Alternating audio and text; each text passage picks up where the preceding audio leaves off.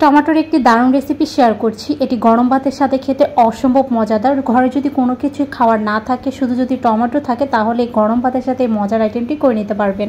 Bachelor ভাই ও আপুদের জন্য টমেটোর এই মজাদার রেসিপিটি কিন্তু খুবই উপকারে আসবে। যখন তখনই আপনারা কিন্তু এই টমেটোর মজাদার আইটেমটি করে নিতে পারবেন।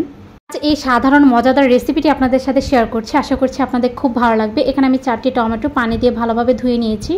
এখন একটি ছুরি দিয়ে টমেটোটা কেটে নেব। প্রথমেই আমি কালো অংশটা কেটে দিয়ে এভাবে স্লাইস করে কেটে নিচ্ছি। তবে আপনারা এই সেম কাজটা কিন্তু বটি দিয়েও করতে পারবেন, যে যেভাবে সুবিধা হবে সেই অনুযায়ী কেটে নেবেন। আমি কিন্তু অর্ধেকটাকে 3 পিস করেছি, তবে আপনারা চাইলে 4 পিস বা 5 পিসও করে নিতে পারবেন। এখন চুলায় একটি ফ্রাই প্যান বসিয়ে দিয়েছি আর দিয়ে দিচ্ছি পর্যাপ্ত পরিমাণে রান্নার তেল।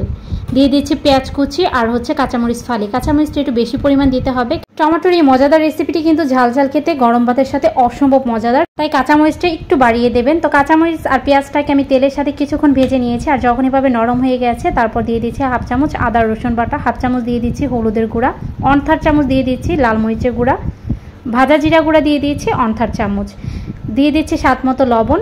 আর এখন তেলের সাথে মশলাগুলোকে ভালোভাবে ভেজে নেব। এ পর্যায়ে কিন্তু আমি পানি অ্যাড করব না, বলতে পারেন এক কথায় পানি ছাড়াই এই রান্নাটা হবে। তবে আমি করেছি পাকা টমেটো দিয়ে, আপনারা চাইলে কাঁচা টমেটো দিয়েও করতে পারবেন। কিছুক্ষণ তেল, কাঁচামরিচ ও পেঁয়াজের সাথে মশলাগুলো ভালোভাবে ভেজে নিয়েছি। আর ভাজা হয়ে গেলে এখন কেটে নেওয়া টমেটোগুলো দিয়ে দিচ্ছি। এখন মশলার সাথে টমেটোগুলো 1 মিনিটের মতো কষিয়ে নেব, বেশি কষানোর প্রয়োজন নেই। আর এই টমেটোর মজাদার রেসিপিটি কিন্তু 5 মিনিটের মধ্যেই কিন্তু রান্না হয়ে যায়। আর গরম ভাতের সাথে যারা খেয়েছেন তারা তো বলতে পারেন এটার স্বাদ আসলে কতটা মজাদার। টমেটোগুলো পুরোপুরি সেদ্ধ হওয়ার জন্য আমি কিছুক্ষণের জন্য ঢেকে দিয়েছি। আর এখন ঢাকনা ওঠানোর পর দেখতেই পাচ্ছেন প্রচুর পরিমাণে পানি বের হয়েছে। আর এই পানি দিয়ে কিন্তু টমেটো রান্না হয়ে যাবে। শুরু থেকে এ পর্যন্ত কিন্তু চুলার আঁচটা লো আর মাঝামাঝি ছিল। আর এখন চুলার আঁচটা বাড়িয়ে দিয়ে আমি এগুলোকে এভাবে ভেঙে নেব। তবে আপনারা যদি না ভেঙে এভাবেই রাখতে চান সেক্ষেত্রে রাখতে পারবেন। আর এখন আমি পানিগুলো শুকিয়ে নেব। যেহেতু টমেটো কিন্তু রান্না প্রায় হয়ে গেছে, এখন জাস্ট আমি এই খুন্তি দিয়ে এভাবে গালিয়ে নিচ্ছি। তো এভাবে চুলার আঁচটা বাড়িয়ে দিয়ে একেবারে ভাজা ভাজা করে নেব। অনেকেই হয়তো এই রেসিপিটা জানেন, অনেকে বলবেন যে এই রেসিপি আবার শেয়ার করার কি আছে। যাদের নতুন বিয়ে হয়েছে এবং ব্যাচেলার ভাইও আপুরা, তাদের জন্য কিন্তু খুবই উপকারী একটি রেসিপি। যারা জানেন তারা তো জানেনই, আর যারা না জানেন তাদের জন্য কিন্তু খুবই কাজে আসবে।